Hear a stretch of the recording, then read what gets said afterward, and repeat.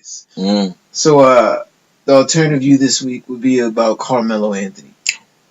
So usually I would be defending my squad because he's a member of my squad, but I realized Carmelo might no longer be a member of the Knicks. I've come to accept it. I think it's a reality now. Now, I also have enjoyed watching Hoodie Melo all summer. On these Instagrams, completely hooded up, sweats with the hoodie on over the head. Has had a haircut. Dropping buckets. Looking like J. Cole. I absolutely love it. It lets me know that he's still in there going hard on his craft. Still wants to get out there and prove that that's still nice. Still Melo. Still one of the greats of the league. So I appreciate that. I'm still a fan of Melo. I was a fan of Melo before he got to the Knicks. I'll be a fan of Melo after he leaves the Knicks because I'm already assured. Now, in my beliefs, my alternative view is really to the thought that it's time for Melo to go. Everybody I've heard, everybody I see says there's no reason for Melo to stay in New York. He has to leave. It's time to go. His time is expired. It's no longer working. It hasn't worked. It's best for him to get out. That's like saying if the left doesn't work, well, you just go to the right. That doesn't make any sense. Like, just because this doesn't work, well, the only other option is to leave. Like, no, you don't just avoid something because it doesn't work. It's like, because David Robinson didn't win a championship in the first few years. Well, Tim's coming in here. It's time for you to leave. All these years you've been here in San Antonio, you didn't work out. A best way of explaining this is Paul Pierce. Paul Pierce is with Antoine Walker. They kind of had a little bit of success, made some playoffs, didn't get far. Antoine Walker leaves. Boston becomes a garbage team.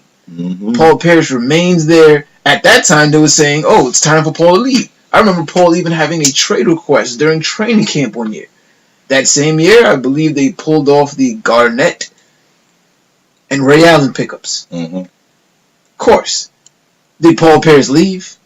Did he just, oh, you gotta go, it's not working out? No. Now, the reason I say it makes no sense for Melo to leave, where he's going will not get what you guys are telling him that he's going for.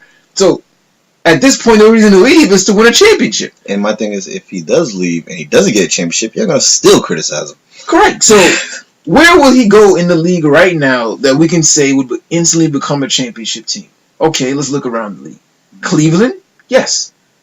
Is there a trade possibility with Cleveland and New York? Maybe. Carmelo said, or through the media, we know that only Houston he wants to go to.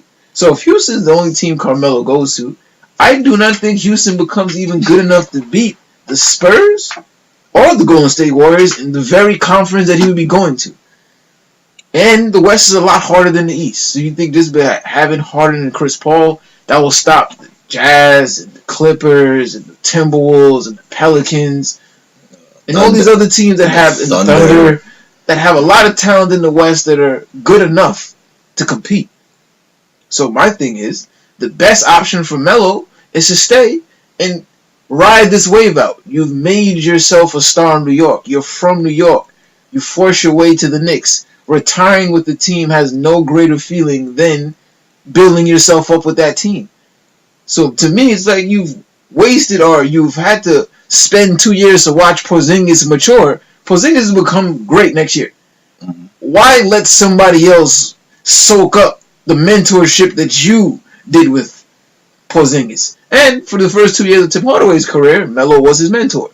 Now, Tim Hardaway's coming back, on all accounts, a much better player, wants to play with Melo, wants his mentor on the court with him.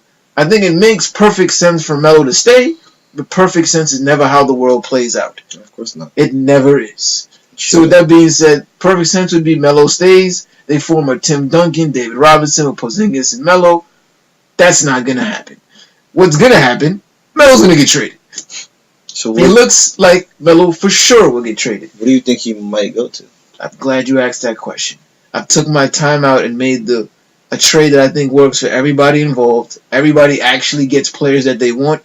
Because I've realized a lot of people make trade scenarios that work for the team that they like the most. So if I'm a Knicks fan, the trade will work out where the Knicks get 3 first-round picks back, a star player. Oh, you mean like pretty much a 2K trade? Yeah. Or if I'm a Houston fan and I just want Melo to come, well, let's add Melo and Porzingis, and we'll just give you Trevor Ariza and Ryan Anderson. No, No, that's not going to work for everybody involved. Now, I think the best trade for the Knicks and Melo is going to Boston. Now, the trade that I believe would make the most sense, you trade Carmelo Anthony to the Boston Celtics.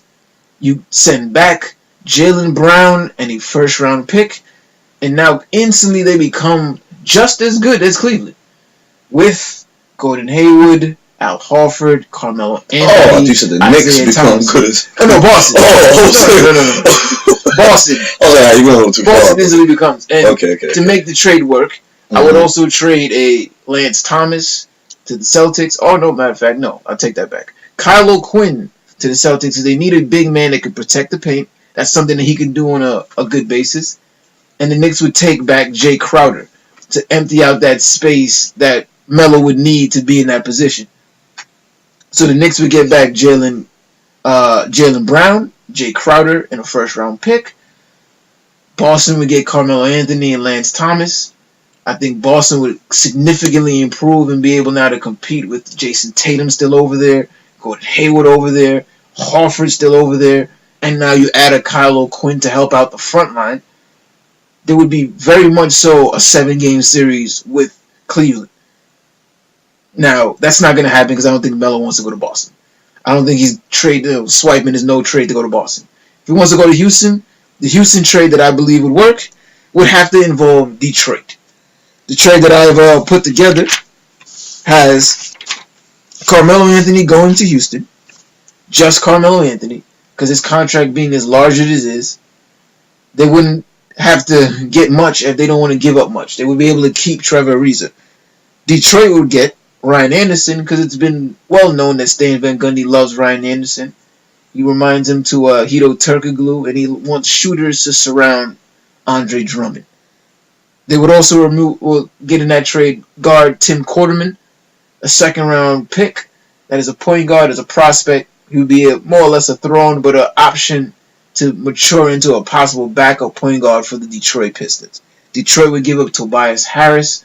He would go to New York, where he would become almost to fill in the position that Melo would leave. He would become the starting 3 to go with Porzingis and Tim Hardaway. Right in that balance, he would fit into Jeff Hornacek's offensive system.